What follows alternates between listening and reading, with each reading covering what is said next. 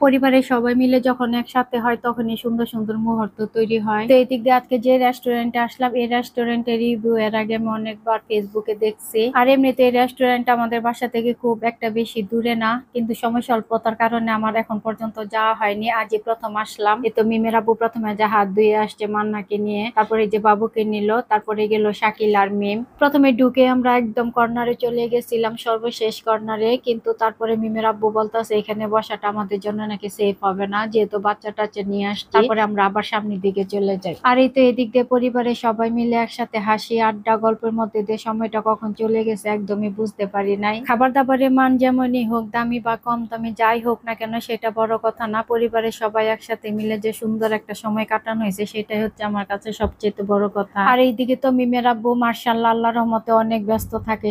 সে যে হাজারো ব্যস্ততার মধ্যে আমাদেরকে দুপুর টাইমটা দিছে, সেই জন্য অনেক অনেক শুকরিয়া আল্লাহ দরবারে। কারণ এই দুপুর টাইমে মিমের আব্বুকে নিয়ে বাইরে বের হওয়া বা কোনো রেস্টুরেন্টে খাওয়া দাওয়া করা বা কোথাও ঘোরাঘুরি করা, কেনাকাটা করা, এটা কখনোই আমার পক্ষে সম্ভব না। কারণ এই টাইমটাতে মিমের আব্বু কখনোই ফ্রি থাকে না। আর সেই জন্য মিমের আব্বুর সাথে আমি যেদিনে বের হই না কেন কোনো দরকারে, সন্ধ্যার পরে আমাকে বেশিরভাগ সময় বের হতে হয়। আর এই তো এদিক দিয়ে টেবিলে খাবার চলে আসার পর মিমের আব্বুকে আমি বললাম বাবুকে আমার কুলে দাও, তোমরা সবাই খাও। কিন্তু মিমের আব্বু বললো না, তোমরা সবাই খাও, বাবু আমার কুলে থাক। তারপরে কি আর করা, আমরা সবাই একসাথে খেয়ে নিলাম। আর মিমের আব্বু বসে তার নাতিকে পাহারা দিল।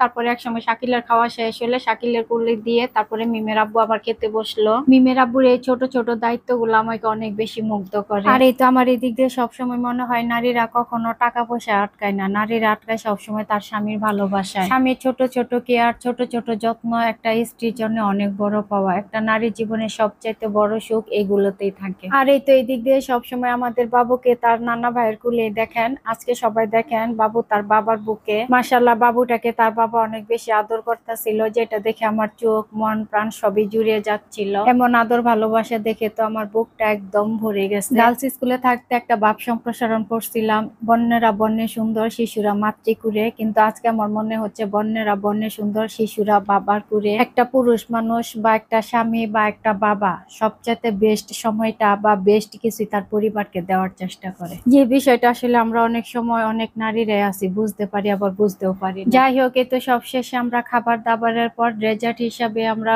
অর্ডার করছিলাম ফিরনি। সব খাবার যেমন তেমন, ফিরনিটা ছিল সত্যি অসাধারণ, খুবই টেস্টি, যা আমার অনেক বেশি ভালো লাগছে। আর এই তো এই দিক দিয়ে ফিরনির সাথে আমরা 7 আপ অর্ডার করি। তারপর খাবার দাবার শেষ করে আমাদের চলে আসার পালা। যেহেতু ছোট বাচ্চা নিয়ে গেছি সেহেতু আর বেশি দেরি করা ঠিক হবে না, মিমের আপু বারবার এই কথাই বলতেছিল। তাই আমরা আর অন্য কোথাও যাই নাই ঘোরাঘুরি করতে, সোজা বাসায় চলে আসি। আর ভিতরে ডেকোরেশনও মোটামুটি ভালোই ছিল। আর এই তো এই দিক দিয়ে সবকিছু মিলিয়ে পরিবারের সবাই মিলে খুবই সুন্দর একটা সময় কাটালাম আলহামদুলিল্লাহ। আর আমার তো সব সময় মনে হয় যে পরিবারের সাথে কাটানো সময় চেয়ে পৃথিবীতে দামি আর কিছুই নাই। ভিডিওটি আজ এই পর্যন্তই, সবাই অনেক বেশি ভালো থাকবেন।